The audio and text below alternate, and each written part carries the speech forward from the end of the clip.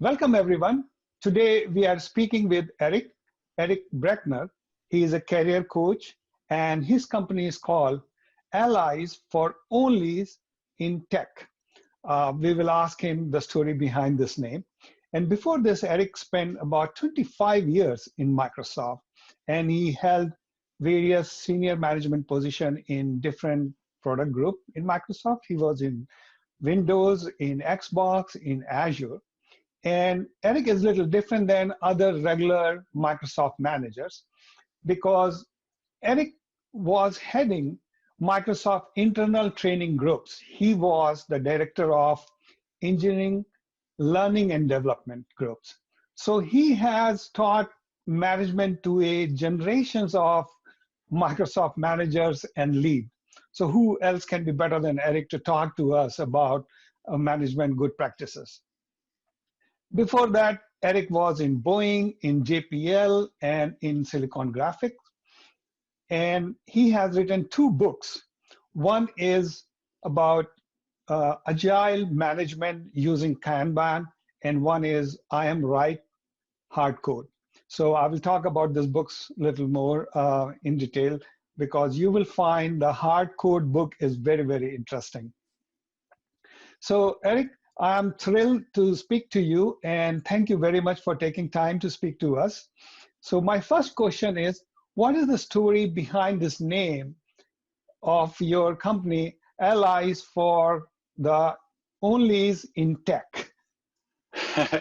Well, thank you so much for asking me to join you here today. I'm delighted to speak to you and your audience.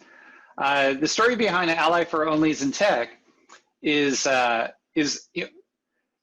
you get to a certain point in your career, and my children are grown now. They're starting their own families, and I realized I needed, I couldn't commit to working full time that I had for the past, as you said, over 25 years at Microsoft.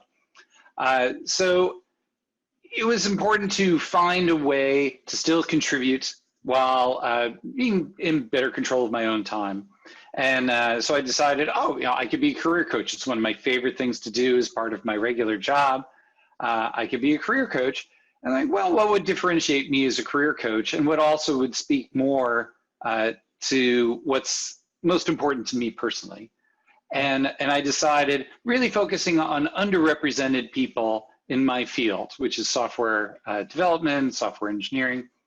I could be an ally to those people who find themselves to be the only person like them in a room, right? Mm. Whether it's a design session, whether it's a leads review, whatever it might be, they're right. The only whoever they are, right. and so they're underrepresented. Mm-hmm. I could be a real ally to them and help them overcome some of the challenges that are special to them, and the challenges that are, to anyone who's trying to move their career forward in software development.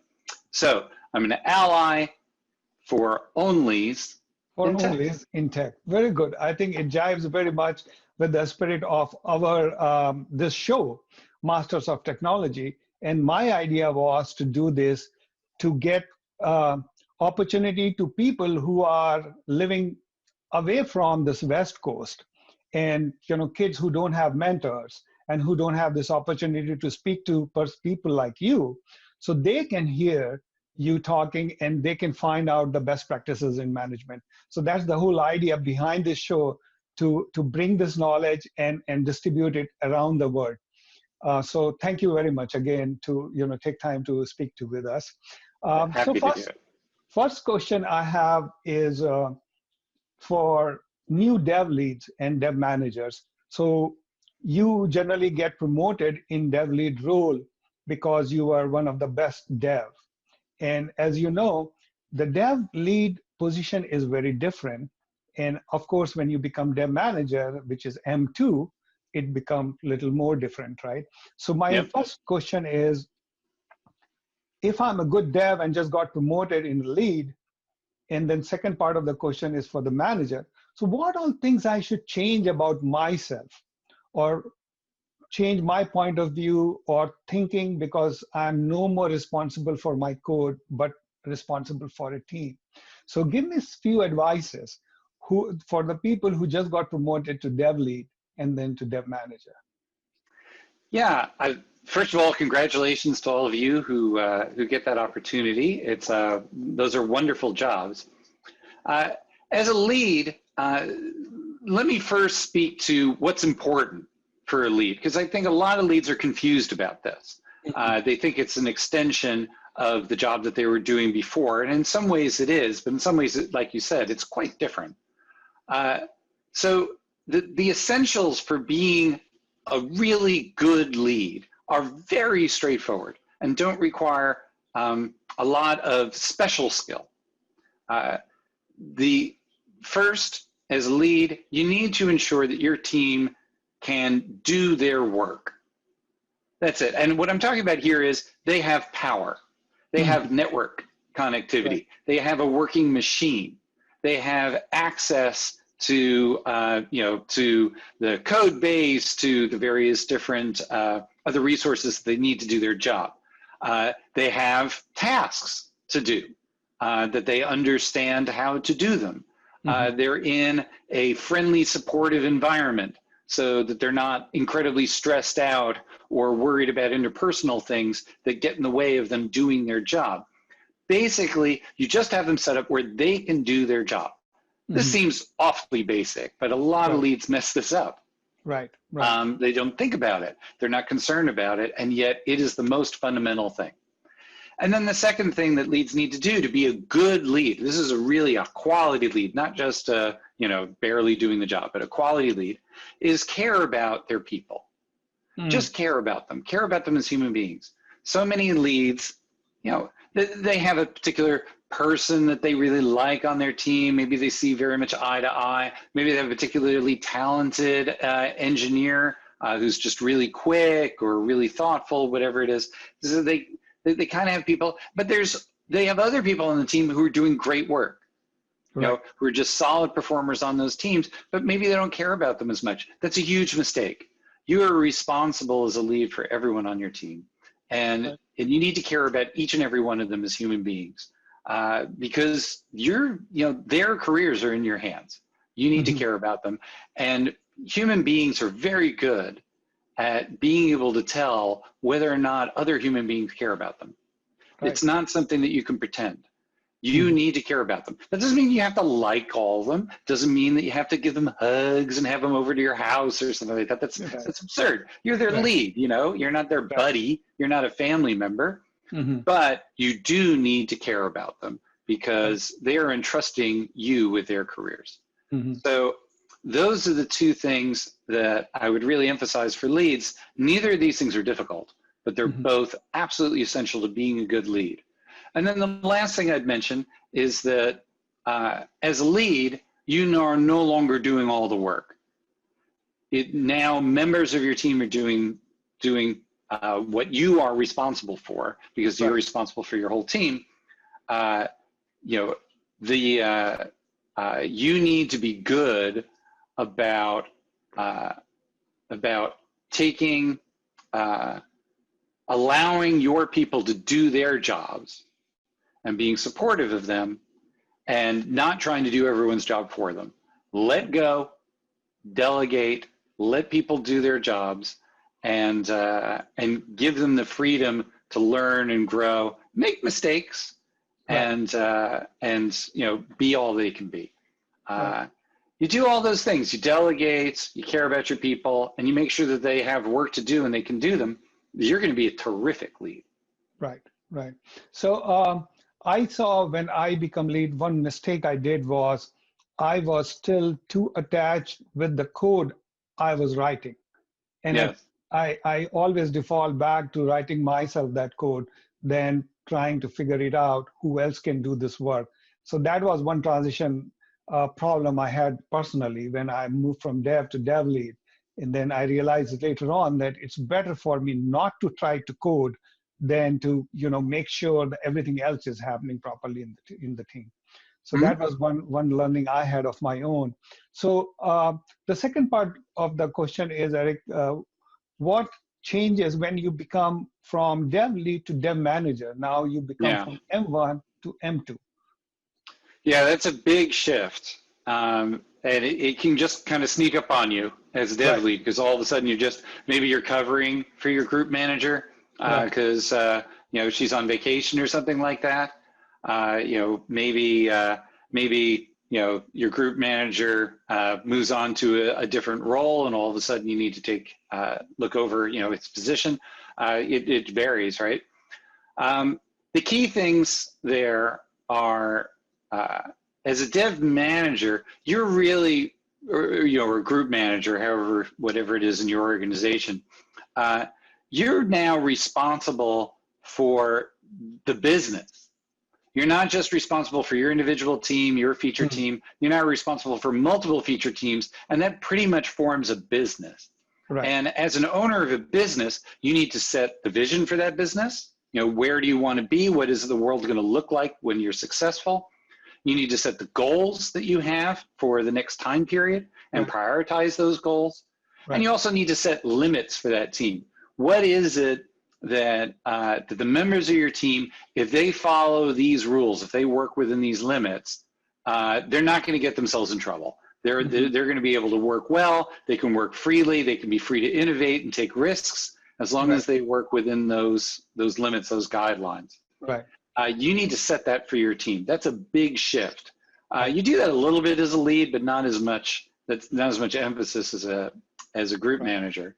You also need to be able to unblock your people. Another thing that mhm, you do as a lead, but now you're unblocking them at a very different scale. right, Political issues, budget issues, working with the higher ups, VPs and directors and all those people. You need to be able to operate at that level and unblock your team. right, And of course, you need to grow your people. You need to manage up. And then for the rest of it, you really need to let your team do their jobs, which is something you were talking about earlier right, about, as a group manager, as a lead, you could still be in the code. But as a mhm, group manager, you're not in the code anymore. You might be true, doing code reviews, that sort of thing, but you're not doing a lot of coding. You just don't have the time anymore with all the different other responsibilities. So right, you really need to let your team do their jobs. okay, And if you can do all those things, you're going to make a great group manager. right. So I have a follow-up question on that. You talked about setting the vision for the team Mm-hmm. and the limits and goals. So I know a lot of people can write beautiful vision and posters were put on the walls, but I want to know in practicality how you take this vision. Sometime it goes down to hundreds and maybe thousands of people. How you make sure that this vision is flowing down and everybody is getting it and embracing the vision. Because I see a lot of companies become successful or fail because the vision doesn't flow down. So any trick or any things which you will do differently to make sure that your vision is flowing all the way down to every individual? Sure. So first of all, you want to start with a good one. Hmm. A good vision. So a good vision should be short and memorable. If it's Right, too long, no one's going to be able to keep it in their head. Uh, and then it also has to be relevant. It has to help people make decisions. So it can't just be, we're going to be the best. That right, doesn't help anyone make any kind of call other than maybe I should do good work. right, But it needs to be relevant to what your business is about, and particularly what your group is about, in such a way that it helps them make decisions about what they're trying to do. So it's clear about who your customer is, and and what you're trying to accomplish for that customer. right, And then and be, like I said, relatively short and memorable. mhm, If you can do that, and that's honestly not hard to do once you kind of just think about, well, what is our group about? right, And who is our customer and what are we trying to accomplish? I'm just going to write that down as a vision. Once you have that, the way that you drive it home is through repetition. It's simple as that. You just keep on repeating it. Now, you're not going to repeat it like verbatim over and over again, true, but what you're going to do is you're going to tie back when people are talking about difficulties that they're having or challenges they have with the customer, or they're talking about steps forward that they've made, that they've been able to deliver, another key piece of your plan and your goals. Mm-hmm. You just tie it right back to that vision. That's great. We're really helping our customers achieve this thing, just like we talked about in our vision. Or, right. Oh yeah, that really is challenging, but it's worth it because that is such a critical part about delivering our vision. And again, you're not saying delivering our vision, you're tying it back to what your vision is. Right. You're just constantly going back to that vision. Mm-hmm. And that's what really drives it home and makes it real for people. Right. And when people are like, how do we do this trade-off between these two things? I can't decide which one's higher priority. I'm like, well, if you go back to our vision, this is what we're trying to accomplish. And based on that, we'd certainly prioritize this thing over that thing. Okay.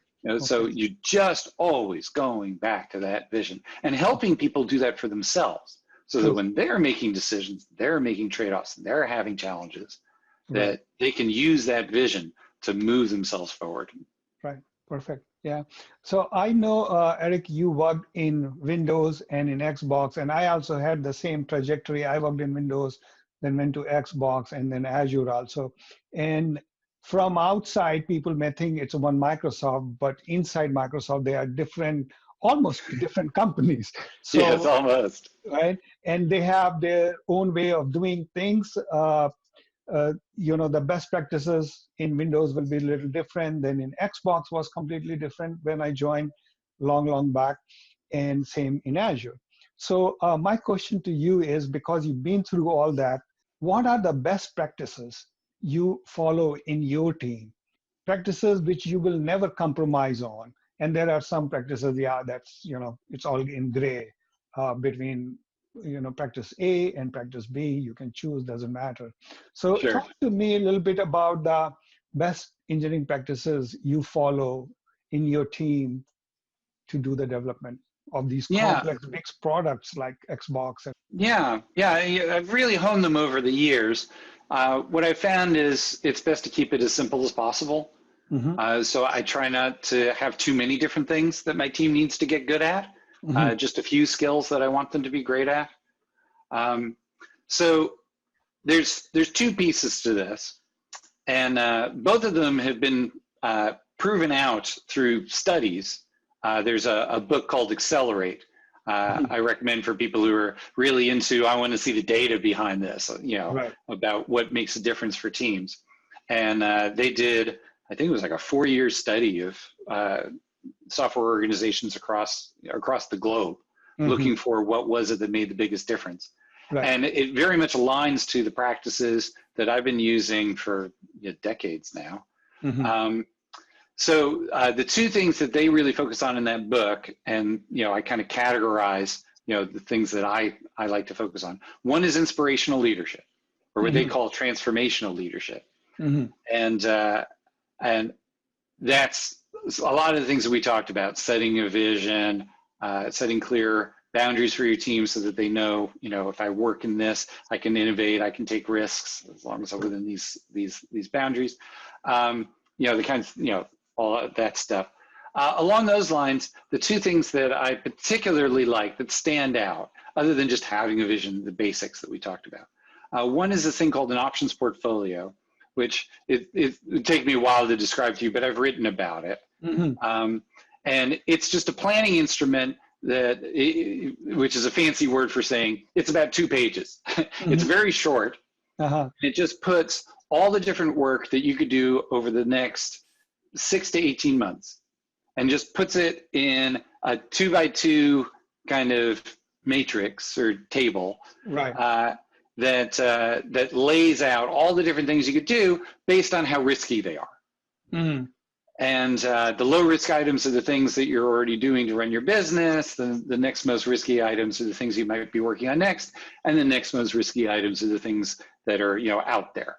And I found this planning tool, which again is nothing but, a 2x2 table, to be, or I guess 3x3, but whatever. It's just really simple to do. It takes very little effort, and yet I found it to be invaluable in planning. So I really like the options portfolio. And again, I've written about it, so you can look up the details. Mhm. The other thing that for So inspirational in, leadership, go ahead. sorry to interrupt.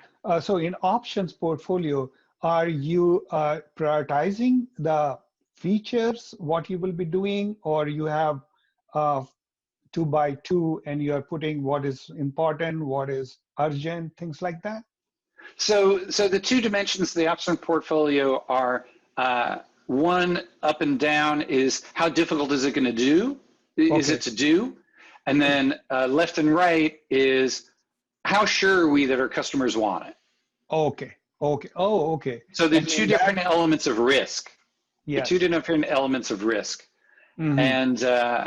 And what you do is you try and have a balance. You try and do a balance of things that are, you know how to do them, but Okay. we're not sure the customer wants them. We know the customer wants them, we're not sure we can do them. Mm-hmm. We don't know if the customer wants them, we don't know if we can do them, but wow, that would be really amazing. You know, that could really change things. And then of Right. course, our customers want them, we know how to do them. That's our basic, that's our basic Okay. stuff. Okay. So that's what the options portfolio is. Hmm. And by having a balanced portfolio, you got all your things covered. You're going to be able to Covered. run that business over the long term in Right. really interesting ways for your customers, for technology, while still maintaining your current customers. So Hmm. and your current business. So I really like it for that. It doesn't talk much about prioritization. Obviously, your basic business, of course, keeping your basic business running is always a top priority. True. But for the rest of it, you can kind of see what happens over the course of that 9 months, 9 to 18, 6 to 18 months. Hmm. You can really see what's happening, Right. and always be prepared to respond because you'll have thought through, the kind of things that could be happening. Obviously, you can Right. get surprised during that time, of course, and add things to your portfolio, but I found it really helpful, and it doesn't take much effort to put together. True. True. And then in terms of specific prioritization, that you just set based on, okay, what's your overall organization trying to accomplish in the next 6 months? Right. What's that larger frame of planning? And the options portfolio can really inform that. And then you can take the prioritizations from that planning exercise you do with a larger organization to dictate what the priorities are for the, just the upcoming period. Okay. Okay. Perfect. And you were talking about the inspirational leadership after that. Right. Yeah. So the second thing there that, again, there's very few of these that I do. The second one there that I really like are skip one-on-ones, Hmm. which may not sound like it's related to inspirational leadership, but it really is. This is where, part of inspirational leadership, transformational leadership is coaching. And Right. part of it is being clear about your vision and driving your vision throughout the organization. And one of the best ways to do that is to be talking to every individual in your group. So Right. that includes the people, not just the people directly reporting to you, but the people reporting to them, Hmm. which are these skip one-on-ones. And it's a great opportunity to help people grow, to give them feedback on their careers and all that sort of thing, to answer questions, to relate things back to the vision, Hmm. of course, to coach them up on any areas that they're concerned about or they're struggling with, and also areas that you've heard from other people on your team, from people across groups, where that person could really develop. I found skip one-on-ones to be incredibly valuable, Okay. and not only that, but of course I learn as much as the skip does, because I learn what's happening on the ground and True. what experiences they're having, what's top of mind for them, what's being most challenging for them. So I find that practice to be just incredibly valuable. True. And then the other side of this is just lean. Hmm. So lean practices, which are related obviously to agile Right. practices. Lean practices are incredibly valuable, and there's 3 of them that I really emphasize with my teams, and I've gotten it down to just these 3. Hmm. There's lots Hmm. of other things you can do that are super great, but True. these 3 seem to be at the core. And those are Kanban, CI/CD, continuous integration, continuous Yeah. delivery, and DevOps. Hmm. Those 3 things are at the core of what I've been pushing with my teams, again, for easily the last 10 years or so. I've been doing all three of these things. I Mm-hmm. was pretty early on Kanban. It's pretty early on continuous delivery as well. Continuous integration has been around forever, of course. Right. And then and DevOps to go with the Mm-hmm. continuous delivery. Those practices really seem to differentiate, again, with the research, but also in my experience, Mm-hmm. really seem to differentiate the high performing teams, the teams that are super responsive to their customers, super responsive to changing market, Mm-hmm. and also high quality, you know, sustainable effort. Right. And you know, they just do the best. Right. So there are other things like test-driven development and pair programming, and you know, there's a laundry list of Right. agile practices, you know, industry practices that you could throw in there. Mm-hmm. But what I've found is that those three, Kanban, CI/CD, and DevOps, DevOps. really seem to be difference makers. Perfect. Yeah. So you talk about Agile and obviously Lean, and we have Scrum there, Kanban there, and people have their own different definitions of these processes. So I would like to know a little bit if you can talk more about what kind of documentation happen when you are building a different product or if adding a feature. Do you have a BRD, like business requirement document, functional spec, tech spec, and you know all these documents are there? Or because I hear in some team, they say, you know, we are agile. We are, you know, gonna just write code straight and show you what's happening. And some team do still want to have functional spec, tech spec, because I do Sure. believe there has to be some direction where the code is heading to. So what's your take on that? How much documentation you do for a product before you start development? Yeah, so a couple different things about that. Whenever I think about any form of communication, and documents are a great example of that, you always want to think, what's the purpose of that communication? What's the purpose of the document? And who is the audience, right? Who is it being written for? In order to have something that's worthwhile, that's actually going to add value. So when it comes to things like specs or architecture documents, design documents, things like that, you want to think about, okay, you know, what is their purpose and who are they for? With Lean, when you're dealing with small self-directed teams, whether they're Scrum teams, they're using Kanban, whatever they're using, if you have small teams that are co-located, and they could be co-located digitally, where they're constantly online with each other, or they could obviously be physically co-located, something that's a little difficult right now with the pandemic and all that. But if they are just working with each other all the time, they're constantly in contact with each other, then they don't need as much documentation that serves the purpose of having them all on the same page. That's not as necessary because they're constantly in contact with each other. And if they're following the Lean principle of having small pieces of work that they do to completion and then do the next piece of work, then there's not that much time that's passing by that you need documentation to remind everybody of what they're working on, because again, they're doing that piece of work to completion and then moving on to the next thing. So they don't need that in-depth, detailed reminder of what they're working on. So those purposes of the documentation aren't important anymore. So you wouldn't do it for that. So why would you have documentation in the case in which you have a co-located small feature team that's constantly in contact with each other? When do they need documentation? What I find is they need documentation when they're pulling an item off the backlog. That could be a Scrum backlog, could be a Kanban backlog. They pull an item off the backlog and they assign it to someone, and that person isn't sure what to do. Right? What is the next thing to do? How does this break down? Is this going to take a month? Is this going to take a day? Is this going to take an hour or a few weeks? I'm not sure. What are the requirements around this? How is it supposed to work? What's in scope and out of scope? I'm just not sure. I can't break this down. I can't estimate this thing. I don't know what it is. Right?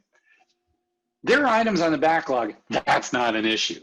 Everybody knows exactly what that is. It's a competitive feature. We have the competitive feature. We're just trying to do something similar. It's a super straightforward bug fix. It's a whatever, right? For those things, you don't need squat. You don't need documentation for those. Everybody knows what it is. You just move forward. You could easily break it down, get to work. But there are other items. Wow, I'm not sure what that is. I don't know how it would break down. For those, you need a spec. You need to actually spend the time to think about it. And now that becomes the work item is let's write a spec on this thing. Let's review it with other people. Let's figure out what those issues are. And then we can move forward. And so that's when I want to document. So when you say spec, you will have a functional specs, maybe separate functional spec, and then a tech spec where we're talking about how we'll implement it. Yeah, I'm talking about thinking through in a documented form that people can review and read. Right. That answers the questions that need to get answered before I feel confident about moving forward.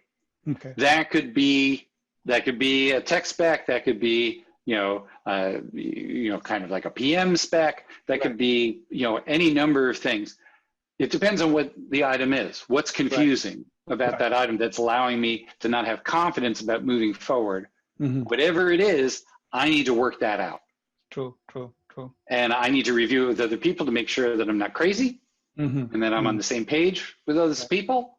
And then now, once I have confidence, okay, we all agree. We know what this is. We know what it's supposed to look like. We know what the trade-offs are. I know how to break it down. I can tell you about how long it would take. We're ready. Right. And you can put any label you want on that document, but that document is serving that purpose for that audience.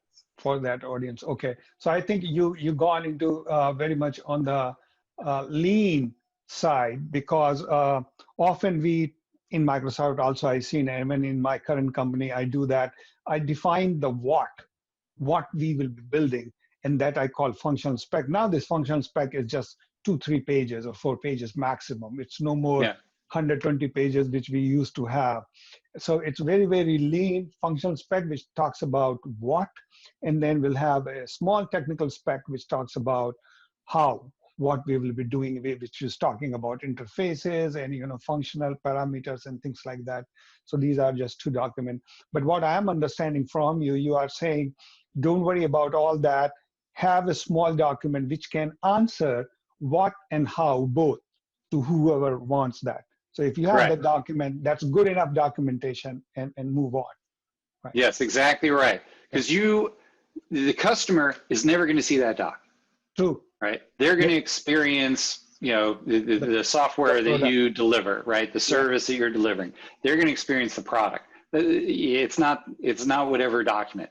So that document, its purpose in life is to help you deliver that experience. Right. And anything that's superfluous to that, you're just wasting your time. Okay, perfect. Good.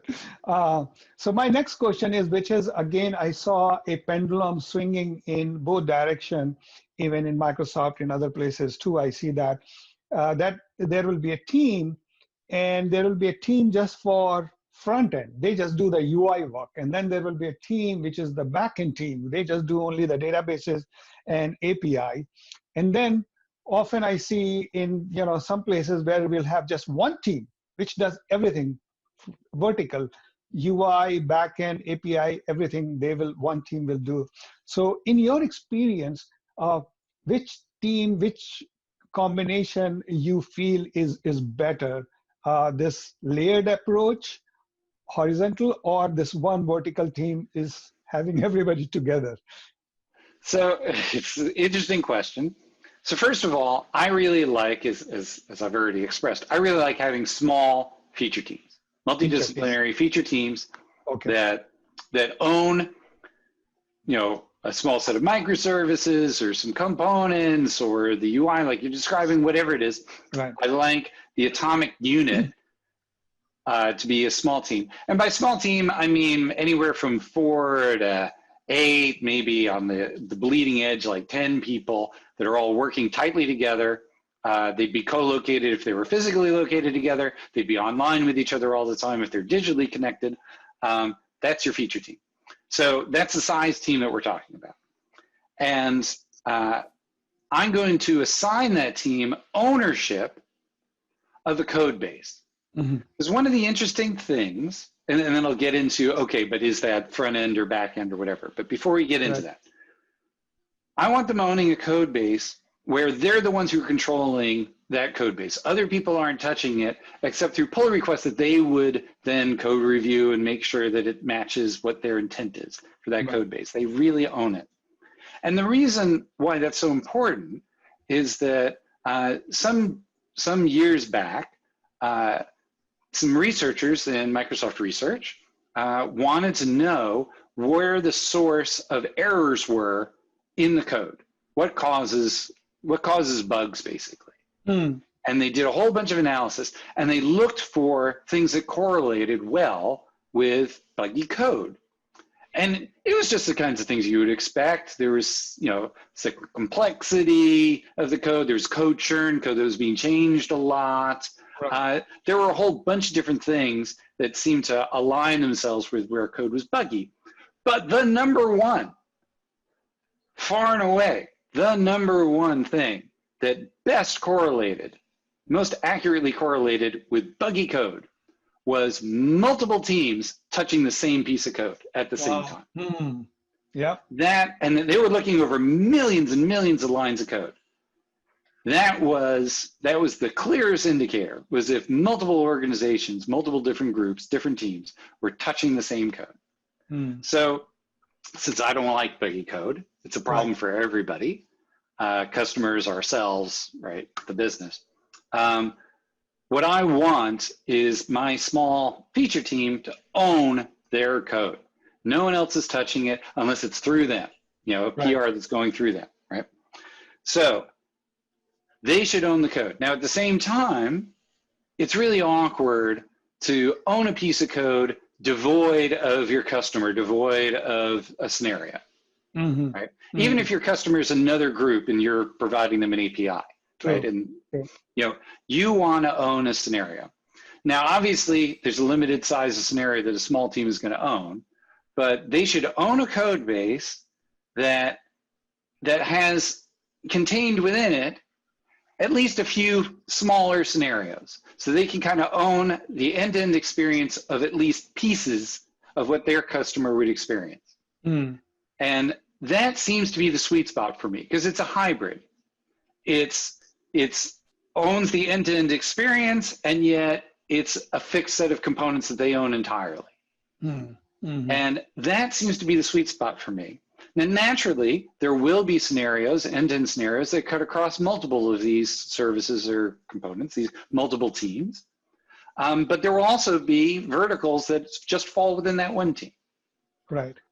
And that seems to be the best of both. Now, obviously, it depends on what you're working on as to whether or not, how much of the back end and front end that's gonna be part of, right? If it's purely a web service, well, there's probably not as much UI, right? If it's a website and there's a piece of a web service and the team owns the website plus a little bit of web service, perfect, right? If they own a web service and their customers are other developers are calling into that web service, they can own that experience. If it's purely a back-end thing because they're doing the scheduler for the operating system kernel, God knows what, right? That's also some scenarios that they can own. And they can drive quality through that, they can drive experience through that, and they can still be in touch with their customers while working on, obviously, scenarios with other teams that are much larger. Right. Okay, perfect. I think we got our answer, and feature teams are much better, I feel, because there's a sense of responsibility is also there, because they know what they're building, what customer is going to see. Because I see in some scenario where I have this platform team or a framework team, so they're building bunch of widgets, and they don't know who is going to use it, and when the end customer will see this, and then after some reorg, that framework team is gone now, and leaving the framework. Now, the scenario you were talking about, bunch of team is trying to use that framework and nobody owns it, or multiple people touching it, and it's really a breeding ground for bugs.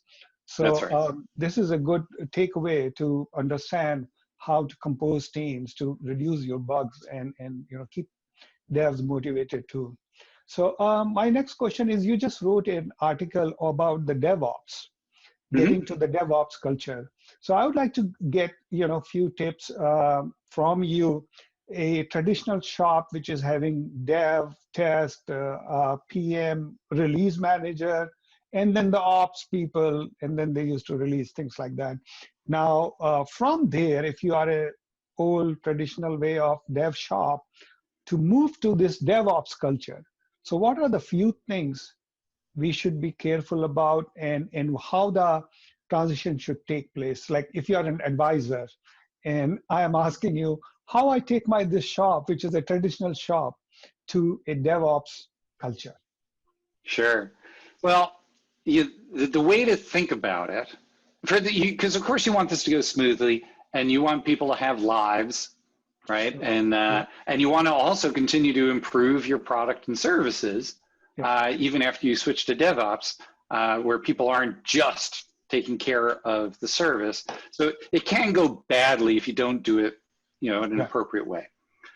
So the critical thing to understand with DevOps, and the way that I think about DevOps is when the people who write the product are also operating the product. Yes. They're also looking after it and servicing it. Hmm. Okay. And they're doing that on a daily basis because, that's the way software is these days. Everything's changing very fast. True.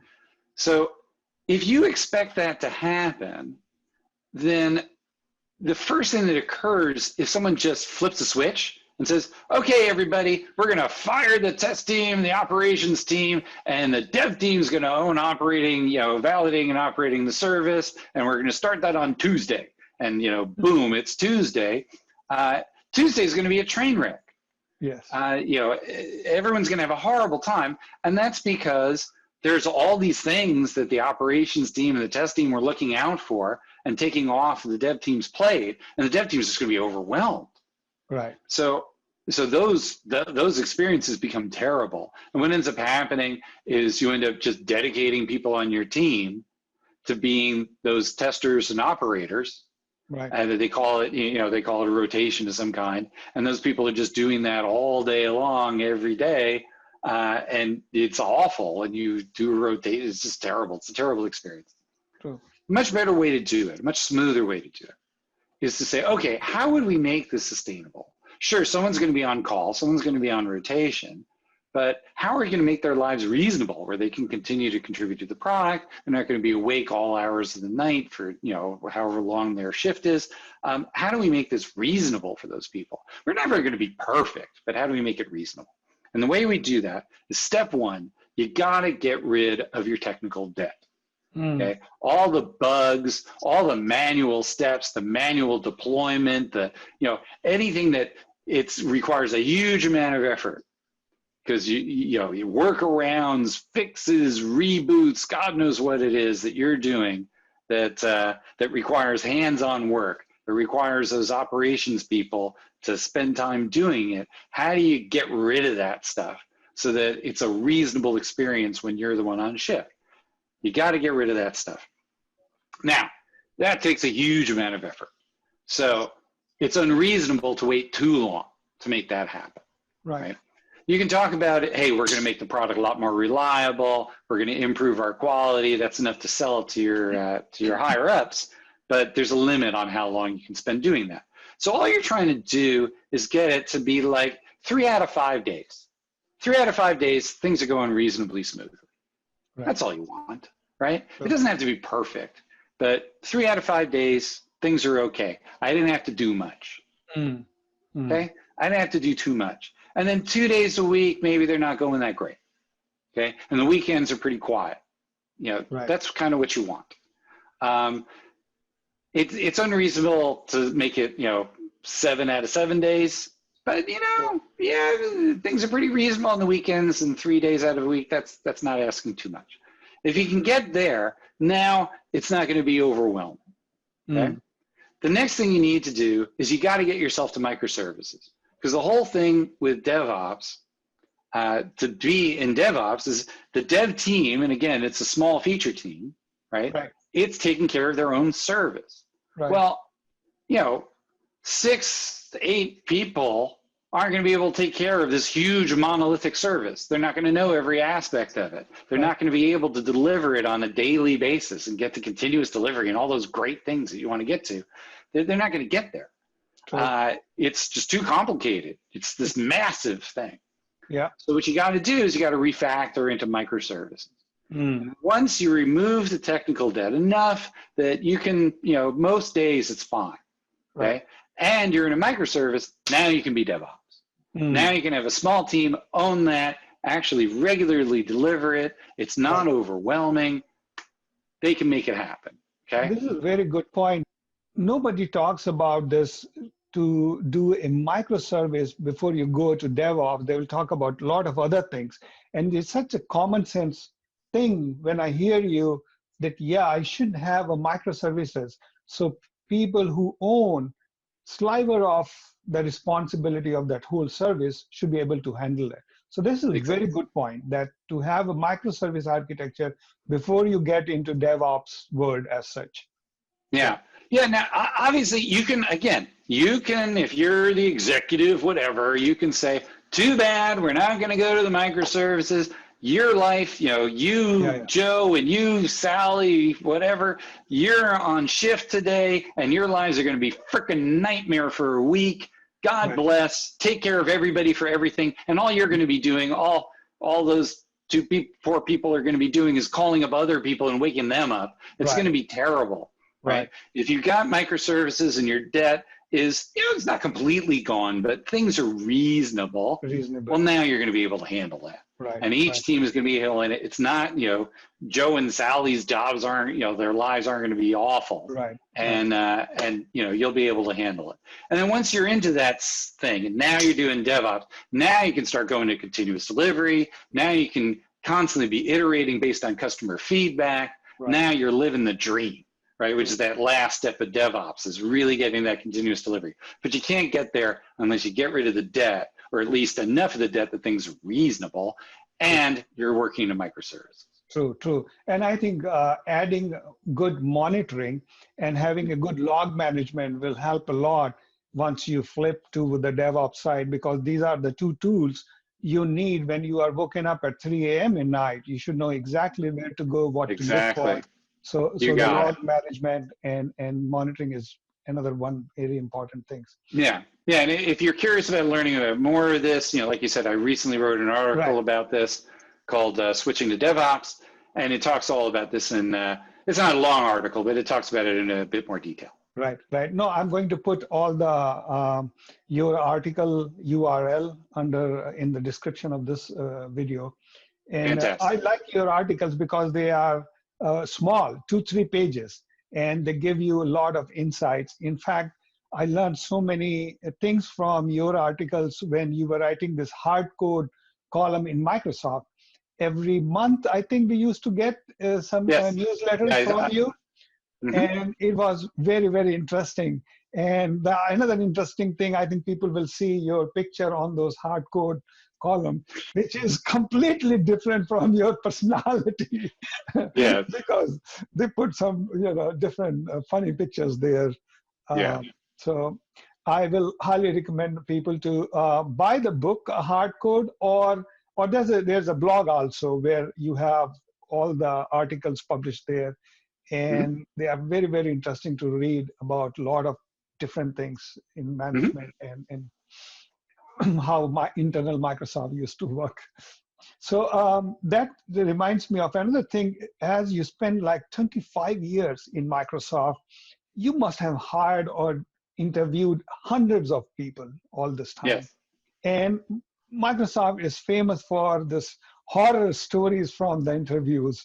I remember when I interviewed, I had like whole day, like 8 or 9 hours of interview, like 8 interviews were there. It was pretty tough to get through Microsoft. So I want to know from you, Eric, when you hire and when you are interviewing people, what are the things you look for? Yeah, it's interesting. So many people misunderstand what hiring was all about, both the hiring managers as well as the candidates themselves who were looking for a job. Right. There's this myth, I think, that there's the perfect person. There's the perfect job and there's the perfect candidate, and we need to find the perfect person to fill this position, and the candidate needs to find the perfect job. That's not how it works. Right. Any more than you marry the perfect person, or I was the about to perfect say relationship, that, yeah. whatever it is, right? That's just not really, or you find the perfect home or whatever. That's Right. not really the case. Obviously, some people, there's bad fits and good fits, but there's nothing perfect. That's crazy. True. So really what it comes down to is is volume, is talking to enough people that you can spot a handful of people that would be great. Not perfect, just they'd be great. Right. And for me, I'm like, okay, what's at the core of that? What's going to make a great person for our team? And it really comes down to just three things. And we're talking about software engineers here. True. Obviously, it's a little different if you're working, in a different field. But for software engineers, there's really just three things that matter. At least that I've found in my experience. I've done a lot of hiring. I've hired a lot of wonderful people. Mm-hmm. Those three things are simple. First of all, they need to be able to do the job. So for a software engineer, they need to be able to code. Mm-hmm. Okay? They just need to be able to code. And that doesn't mean that they have to have every algorithm memorized. That's absurd. We have the internet. You can look up the algorithm. If you need a red-black tree or whatever it is, there's several different articles to choose from, and probably a bunch of code that already exists. Okay? So you don't need to have these things memorized. You just need to be able to code. And for me, what that comes down to is you can handle writing an algorithm that requires 3 variables. Okay, so that's going to be a nested loop. It's going to be doing something interesting with a linked list or some string manipulation, something basic that requires at least 3 variables. It turns out that things that just require 2 variables, anyone can write in script, and most people seem to be capable of doing. But as soon as it requires juggling 3 variables, for whatever reason, that seems to distinguish people who really know how to code from people who can just do some basic scripting. So first things first, they need to be able to code. Again, not a super high bar here. They just need to be able to code. The second thing is that they need to work well on a team. Okay? Software, as you well know, is a team sport. I know there's this mythos about, more myths, this mythos about the individual developer, from the movies or something like that, who goes into some closed dungeon somewhere and, spends an entire weekend without sleep. And the next, on Monday, there's this amazing new operating system or something like that. That's absurd. It's absolutely absurd. Obviously, there's some great engineers out there that work, that can do, great work in a short amount of time. But even those people, whether it's Linus or anybody else, or whoever else that you want to think about, they work with other folks. True. They get feedback from other folks. It's a team effort. It's always a team effort, and you want people who work well with a team. It's not all about them. It's about the team, it's about the product, it's about the customer. Mm-hmm. Which leads me to the third thing, which is that they care. And this turns out to be the most distinguishing factor, because most of the people that I'm going to talk to in an interview loop, they're going to know how to code. Obviously, occasionally you come up with people who can't, but most of the time they know how to code. They wouldn't be applying otherwise. Sometimes you get real jerks that aren't great on the team. You can tell that usually pretty quickly. It's all about them. It's all about their careers. It's all about how brilliant they are and how stupid everybody else is. Obviously, I want no part of those people. I want someone who's going to work well on the team. But most people you talk to fit those first 2 criteria. So the last criteria is, do they care about what you're working on? Are they interested in doing your job? Do they have some passion for it? And that's a great hint for those people who are applying for jobs, is show up knowing something about the product or the service that this team works on. Care about it, be interested in it, be fascinated by it, care about the customers that they're serving. Show that this is going to be more than a job to you. This is going to be really fulfilling because you care about about this work, about this product or service that you're making. If they've got those three things, they're going to be fantastic. They're going to be fantastic engineer, because they're going to be surrounded by other people who like working with them, because those are the people that I'm hiring. They're all going to be capable of doing the job because they can code. Right. And they love the thing that they're working on. So they're going to come to work every day, and it's not going to be a job. It's going to be fulfilling a purpose for them. It's going to be making their lives better, more enjoyable.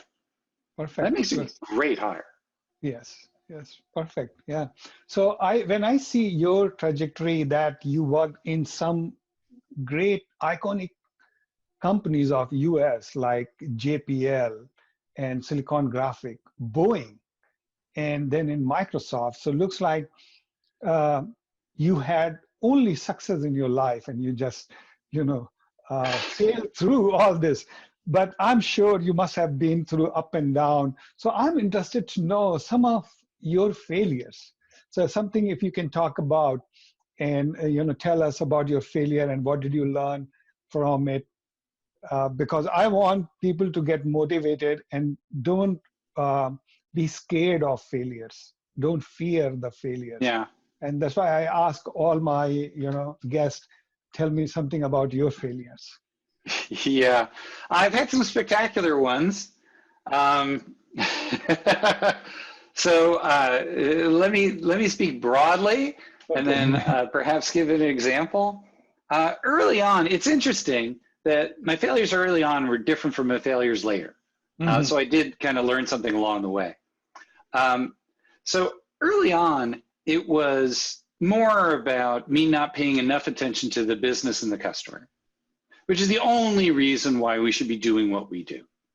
Early on, I was more into the technology, doing something cool, right? I loved coding. I loved the technology that I was working on, which is a lot having to do with images and things like that early on in my career, a lot of computer graphics, that sort of thing. I was just fascinated by the tech, and I wouldn't pay as much attention to the customer and the business, and it turns out that's problematic. So a lot of my early mistakes were doing, like I did this thing where I was working in Office at the time, Microsoft Office, and my team owned all of the content for Office. So all of the clip art and the photos and the GIFs and, that stuff. And I had this amazing, cool wavelet matching algorithm for images that I got straight out of Microsoft research and research that was happening at the University of Washington. And you could match these images that looked like each other just visually. I thought, this is great. We own all this content. We can do visual searches. Isn't this great? Turns out customers don't care that A's look a lot like mountains. They just don't. What they're looking for, that images that are similar to each other, or images that are similar to each other that on their face you look at them like, oh, those are all similar objects, or those are all of a similar theme, or whatever. The fact that visually they happen, if you analyze them with wavelets that they happen to look like each other, they don't care about that. Right. And eventually, we shipped that feature because I was the manager, and they said we ship it, but the customers didn't care, and it was cut within a year or two. It's just a mistake. You really need to be thinking about things in terms of the business and the customer. That's what we're there for. That's why we get paid. That's and even if we weren't getting paid, we're delivering a service. If the customers don't care, they're not going to use it. True. So you really got to understand the business and the customer. And those are the mistakes that I made early on, was that I wasn't paying enough attention to that. And I really needed to. It also helps you win arguments. If you talk about it in terms of the impact and the customer and business impact, you're going to win the argument a lot more than I think it's cool. So those were the early failures. The later failures were about not deeply understanding my leadership, not understanding what's important to them, how they like to operate their businesses, what information is important to them versus what information they don't care as much about. Obviously, all leaders are going to care about the customer, hopefully. All leaders are going to care about the business. But then there's going to be other things that aren't as obvious that they care about or don't care about. True. And yet they are obviously incredibly important to the success of your group, to the success of your own personal career, to the success of the products and services that you're building. So it's really important to understand what your leaders care about, how they like information presented to them, what they find compelling or not compelling as an argument or as just details. And you have to sculpt your message, the things that you care about, in terms that they care about. Right. And so the mistakes that I made later in my career about just not being on the same page with some managers that would lead to, some difficult reviews or some decisions that didn't go my way. We're all about not spending enough time to really understand basically my management chain and the people who are making decisions that impacted my team and myself. Right. I think this is very, very good advice. Yeah, that we have to have a good understanding, not only about customer and what customers are looking for, but when you get in a position where you were somewhere in the middle. And that time, it's, I think, very important to figure it out. What is the leadership vision and what is important to them? And it's not easy to figure that out, though. It may sound like it's, can be a simple thing, but I know it's not simple to be aligned and to understand each and every requirement of the leadership and how to slow down. Exactly right. And also their strengths and weaknesses, leaders, people like to put leaders on a pedestal. They're incredible. They're so smart and they're so capable and all this. Obviously, they're just regular folks. They're just people like everybody else. They just, they made it up to that level, but, but they're like everybody else. They're going to have strengths and weaknesses. And if you don't understand those strengths and weaknesses, then you're likely to get burned because those weaknesses, that's going to harm you at some point or another. Some blindside unless you've done something to mitigate it. And the strengths, you're not going to take full advantage of everything that you could gain from that leader if you don't understand what they're great at. So, you really, it behooves you, even as an individual contributor, to really understand, and especially like you're saying, as someone who's managing in the middle, you really need to understand the people that you're working with. True. Yeah. Thank you. So my next question is, the worst advice you heard about management. Yes.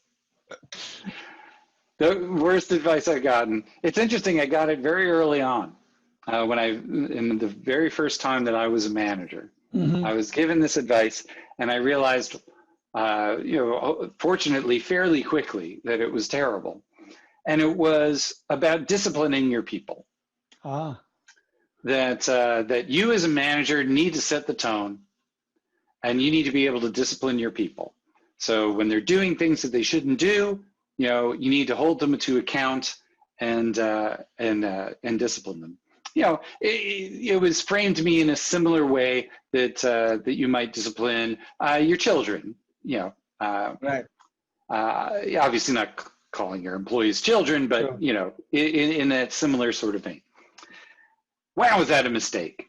It's certainly true that you need to hold your employees accountable for their commitments. If they're supposed to do something, they should follow through on that. If they're supposed to treat their peers, the people that they work with, in a respectful way and be inclusive, all those things, obviously you need to hold them accountable to that behavior. So that's certainly the case. But they're not children. These are adults. These are your peers. They may report to you, but they are your peers. They are professionals just like you. And while there are mechanisms to hold people accountable when it comes to reviews, when it comes to promotions, when it comes to bonuses, things like that, certainly that exists, as well as just reinforcing behaviors in other ways. That's certainly the case. But these are not children in any way.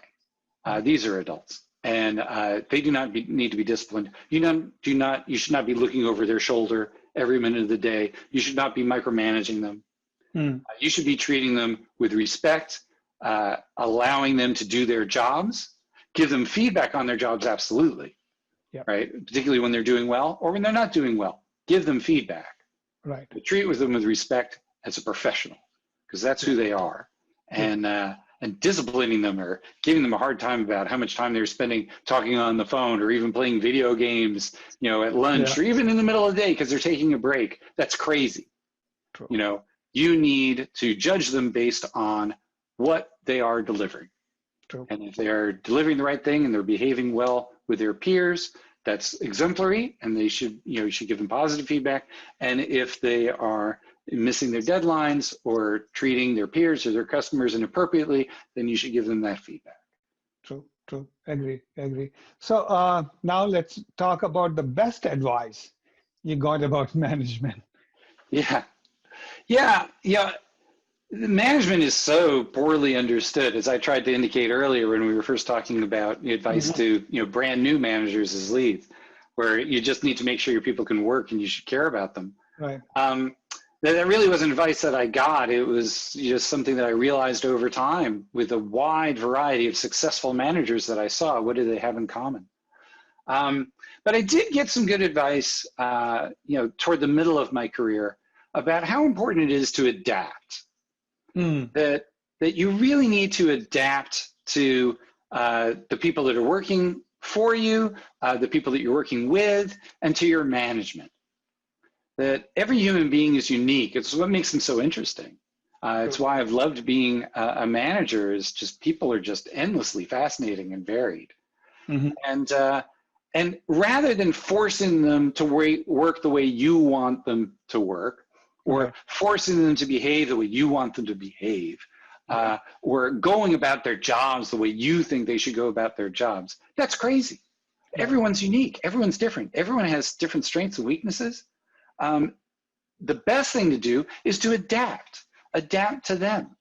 That doesn't mean you have to be different as a human being when you're interacting with them, but it does mean that you need to treat everyone individually that best aligns to their strengths and mitigates their weaknesses.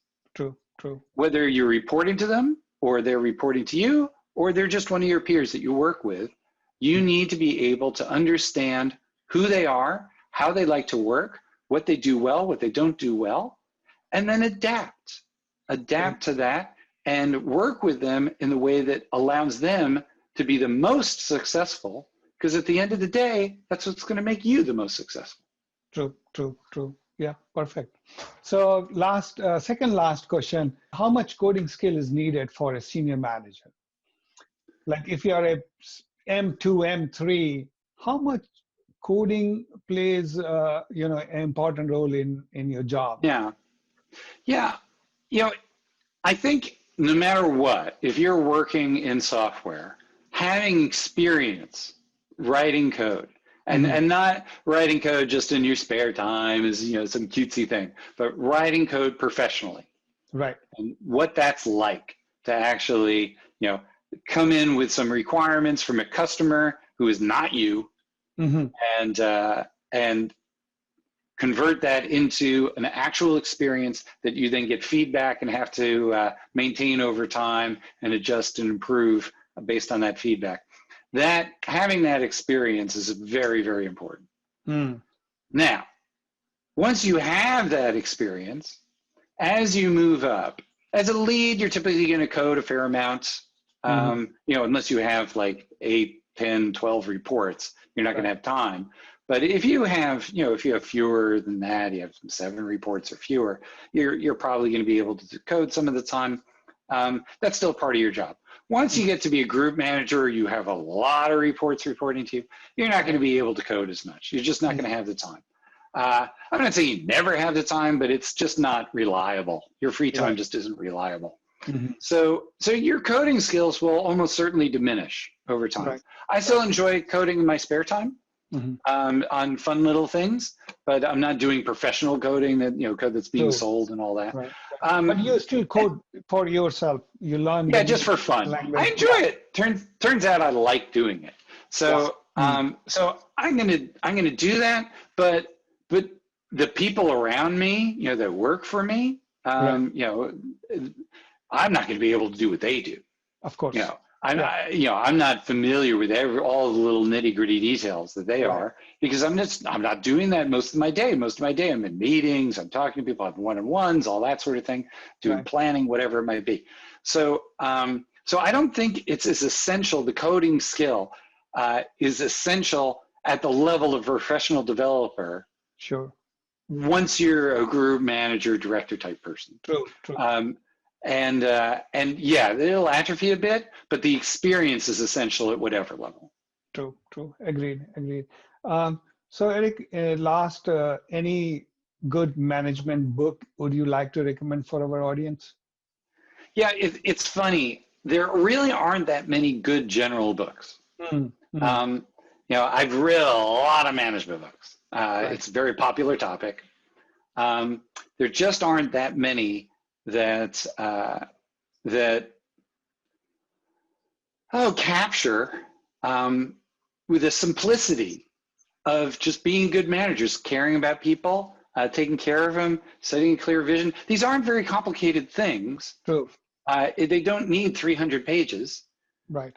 which is pretty much what any publisher is going to want. They're going to want 250 to 350 pages, or else it's not thick enough to Right. sell.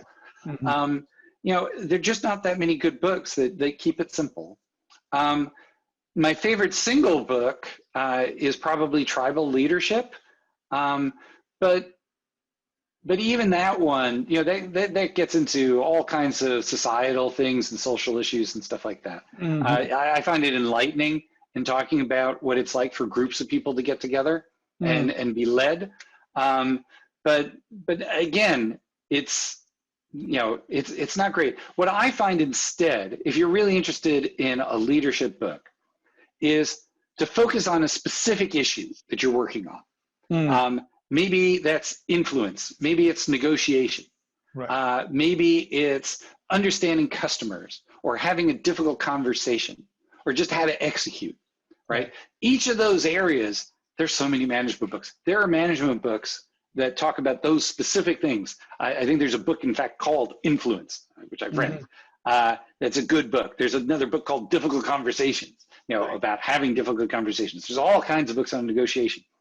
Those, because they're about a specific area, they can go deep on that and really help you if that's an area that you really want to kind of get better at or True. learn more about. You can read a book that's specifically about that. Right. And if it's well rated and all that sort of thing, it's probably going to give you a lot of insight into how to Right. develop that skill.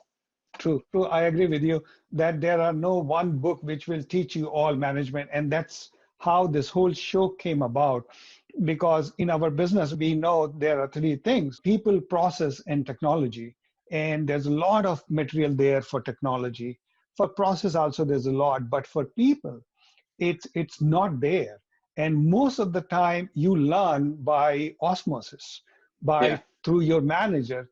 And so this my idea for the show was this, that I'm going to speak to 50 best managers and put their wisdom online, so anybody in the rest of the world can hear that and learn that. Because I find myself to be extremely fortunate to be in this part of the world, in Seattle, where all these big companies are there, and I have access to people like you. And I thought it will be best to if just try to capture all the knowledge through some interviews and put it online, and hopefully it will help others. So thank you very much, Eric. Really appreciate you taking time to speak to us. And I'm hoping that our audience will put some more questions, some clarification, what we talked about. So if we'll get more questions, I may come back to you for more clarification. But I'm really, really very thankful for you to take this time to speak to us. Thank you. Well, it was really my pleasure. Thank you so much for the opportunity.